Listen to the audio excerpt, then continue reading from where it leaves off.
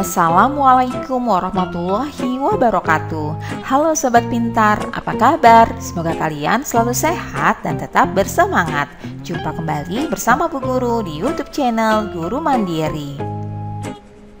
Pagi ini Bu Guru akan menyampaikan materi pelajaran untuk kelas 3, tema 7, Perkembangan Teknologi, subtema 4, Perkembangan Teknologi Transportasi, pembelajaran keempat. Namun sebelum kita mulai, marilah kita awali pembelajaran kita pagi ini dengan pembacaan doa terlebih dahulu.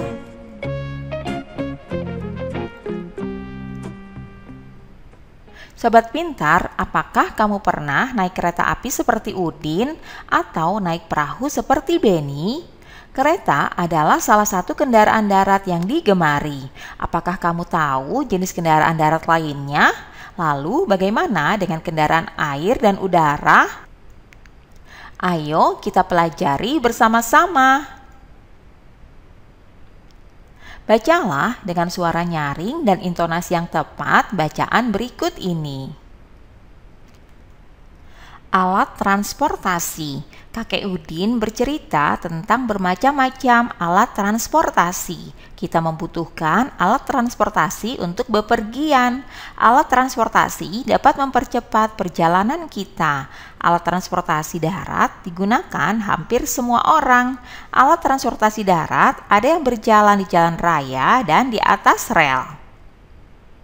Mobil dan motor adalah alat transportasi yang berjalan di jalan raya. Kereta adalah alat transportasi yang berjalan di atas rel. Kita menggunakan alat transportasi darat untuk jarak dekat dan jauh. Alat transportasi air digunakan oleh orang yang tinggal di dekat perairan. Alat transportasi air digunakan untuk menyeberang sungai atau laut. Alat transportasi air untuk jarak dekat misalnya perahu. Untuk jarak jauh kita bisa menggunakan feri atau kapal. Orang menggunakan alat transportasi udara untuk jarak jauh. Alat transportasi udara adalah alat transportasi yang paling cepat. Kita dapat tiba di tempat yang jauh dalam waktu singkat. Pesawat terbang adalah contoh alat transportasi udara. Alat transportasi terus berkembang. Sebagian alat transportasi didatangkan dari negara lain. Sebagian lagi hasil karya anak Indonesia. Anak-anak harus rajin belajar dan berkarya untuk negara. Nah, Sobat Pintar, saat ini jenis alat transportasi sangat banyak. Ada berbagai jenis sepeda, mobil, kereta api, pesawat, dan perahu. Jenis alat transportasi apa saja yang kamu ketahui? Dan adakah jenis alat transportasi khas di tempat tinggalmu? Tuliskan jawabanmu pada tabel berikut ini ya. Di sini kalian bisa tuliskan jenis kendaraan, kemudian contohnya masing-masing. Misalnya yang pertama, sepeda.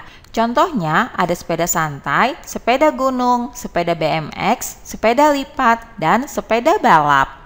Selanjutnya jenis kendaraan yang kedua yaitu mobil. Contohnya adalah bus, bajai, angkot, koprades, taksi, dan bemo. Jenis kendaraan berikutnya kereta api. Contohnya yaitu kereta api uap, kereta api diesel, kereta api listrik, kereta api daya magnet, kereta api monorel, dan kereta api bawah tanah. Jenis kendaraan yang keempat, pesawat. Contohnya adalah pesawat penumpang, pesawat kargo, pesawat jet, dan pesawat tempur. Kemudian jenis kendaraan yang kelima, perahu. Contohnya yaitu kapal feri, kapal pesiar, perahu jukung, speedboat, dan perahu kora-kora. Itulah beberapa jenis kendaraan beserta dengan contohnya masing-masing. Selanjutnya, amati kembali teks yang berjudul alat transportasi. Kemudian garis bawahi kata-kata tentang alat transportasi. Lalu, buatlah kalimat dari kata-kata yang kamu temukan ya. Sekarang buatlah kalimat dari kata yang kamu temukan. Misalnya seperti ini. Yang pertama, sepeda. Contoh kalimatnya adalah sepeda merupakan alat transportasi darat. Kemudian yang kedua, mobil. Contoh kalimatnya yaitu ada beberapa jenis mobil angkutan umum di Indonesia. Kemudian yang ketiga, kereta api. Contoh kalimatnya adalah kereta api merupakan alat transportasi yang murah. Berikutnya yang keempat yaitu pesawat. Contoh kalimatnya yaitu Airbus merupakan salah satu jenis pesawat penumpang.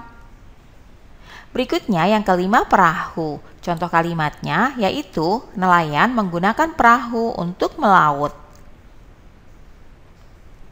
Sobat pintar, setiap orang memiliki alat transportasi yang disukai. Setiap orang juga memiliki alat transportasi yang tidak disukai. Nah, apakah kamu dapat memaksa temanmu menyukai alat transportasi yang tidak disukainya? Apa yang akan terjadi jika kamu memaksa? Lalu, apa yang akan terjadi jika kamu tidak memaksa? Bermain peranlah secara berpasangan dengan temanmu. Peragakan cara memaksakan pendapat dan cara menjawabnya. Kemudian, peragakan juga cara menerima pendapat dan cara menjawabnya. Setelah bermain peran, tuliskanlah kesimpulan tentang pentingnya menghargai perbedaan. Pentingnya menghargai perbedaan, yaitu dengan menghargai perbedaan yang ada mulai suku, budaya, agama, derajat, pekerjaan, dan lain sebagainya, maka ini menjadi cara yang baik untuk menciptakan persatuan yang tetap utuh meski ada banyak perbedaan dalam bangsa Indonesia.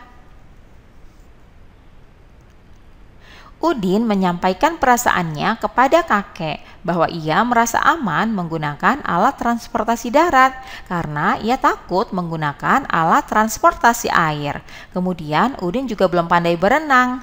Nah, kakek sangat memahami perasaan Udin. Kemudian kakek mengajak Udin dan Mutiara berenang. Kakek ingin melatih Udin berenang. Udin dan Mutiara sangat senang pergi ke kolam renang. Mereka menunggu kakek membeli tiket. Mereka membaca peraturan yang ada di dekat loket tiket. Berikut ini adalah peraturan kolam renang. Saat berenang, jagalah keselamatanmu dan keselamatan orang lain. Berikut ini aturan di kolam renang ya. Yang pertama, tidak sakit kulit, sakit mata, atau sakit yang menular. Yang kedua, gunakanlah pakaian renang. Yang ketiga, tidak membawa makanan ke dalam kolam. Yang keempat, tidak membawa binatang peliharaan. Yang kelima, membilas anggota tubuh sebelum berenang. Yang keenam, tidak meludah dan membuang air kecil di dalam kolam. Kemudian yang ketujuh, tidak memakai alas kaki di dalam area kolam. Selanjutnya yang kedelapan, tidak berlarian di tepi kolam. Yang kesembilan, tidak melompat ke dalam kolam. Dan yang kesepuluh, tidak bermain-main di dalam kolam. Nah, itulah tadi beberapa peraturan di kolam renang. Kakek sangat senang bahwa Udin dan Mutiara membaca peraturan kolam renang. Kakek berpesan agar Udin dan Mutiara menaati peraturan itu.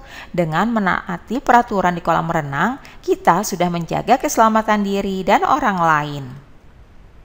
Sekarang amati peraturan-peraturan itu tadi ya. Menurutmu, apakah peraturan-peraturan itu berkaitan dengan menjaga keselamatan orang lain? Selanjutnya, ambillah satu peraturan kolam renang, lalu jelaskan mengapa ada peraturan itu dan bagaimana jika kita melanggarnya.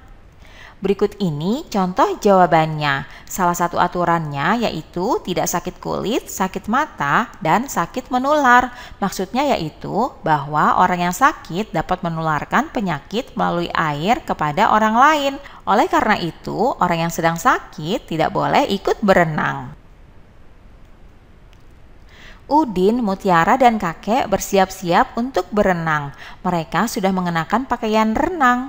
Mereka melakukan pemanasan sebelum berenang. Mereka berjalan mengelilingi kolam. Mereka tidak mengenakan alas kaki. Mereka tidak membawa makanan. Sebelum masuk kolam, mereka membilas anggota tubuh. Kemudian mereka masuk kolam secara perlahan.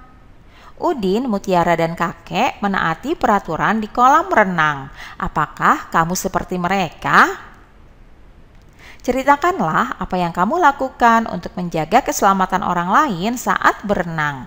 Kalian bisa menuliskan apa yang telah dilakukan Udin, Mutiara, dan kakek saat ingin berenang. Atau kalian juga bisa menuliskan peraturan-peraturan apa saja yang terdapat di kolam renang yang sudah dijelaskan di awal tadi ya. Nah, kalian tuliskanlah cerita kalian dengan tulisan yang rapi di buku latihan kalian masing-masing.